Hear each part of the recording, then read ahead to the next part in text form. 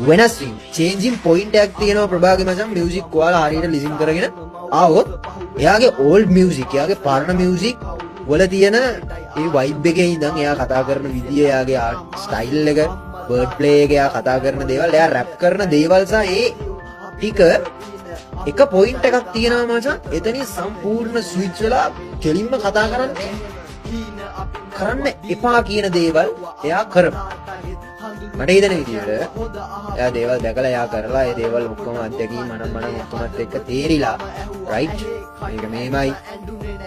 හිතන තරම් මචං ලයිෆ් එක දුන්දර නෑ ඔය දාන අතල්ලා නම්මනම් ඔක්කොම එහෙම නෙමෙයි ඒක හරියට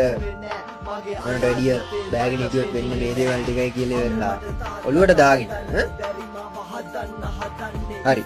මට මගේ තියෙන මේ පවර් එකෙන් මගේ ඔඩියන්ස් එකෙන් මගේ ඔඩියන්ස් එකට මට මේ තියෙන පවර් එකෙන් හරි ඇත්ත දෙයක් දෙන්න පුළුවන් නේද